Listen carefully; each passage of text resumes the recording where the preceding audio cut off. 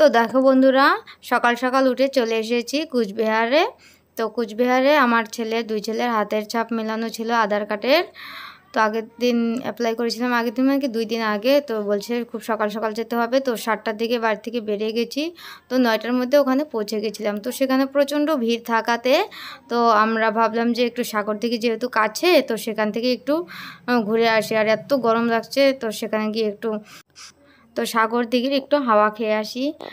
তো এখানে এসে তো মনটা পুরো ভালো হয়ে গেল। তো এত সুন্দর ছিল, তো চারপাশের প্রাকৃতিক পরিবেশটাও খুব সুন্দর ছিল, খুব ভালো লাগছিল দেখতে। তো এই যে এটা হচ্ছে সাগর দিঘি।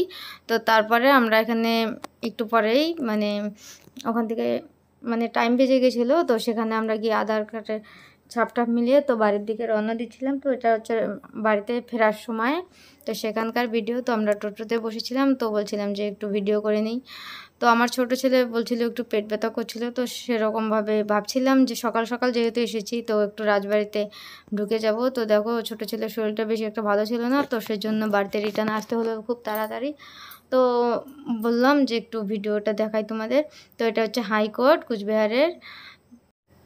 তো রাজবাড়ি তো আর ঢোকা হলো না, তো রাস্তা দিয়ে যাচ্ছিলাম। তো সেখান থেকে ভাবলাম একটু ভিডিও করি, তোমাদের সঙ্গে শেয়ার করি। তো কার কে রাজবাড়ি দেখোনি, তো এখানে এসে কুচবিহার জেলায় এসে রাজবাড়িটা দেখেছো। রাজবাড়িটা খুব সুন্দর, দেখার মতো জায়গা। সেখানে সাগর দিঘি আছে, মদনমোহন মন্দির আছে। তো আমরা তো পুরোটা দেখেছি, তো আবারও আসার ইচ্ছা। তো আজকে তো আর ঘোরা হলো না, তো আর একদিন আসবো ভাবছি। তো সেজন্য চলে গেলাম বাড়িতে। তো এই যে দেখো রাজবাড়ির সামনে, এটা হচ্ছে রাজবাড়ির মেন গেট।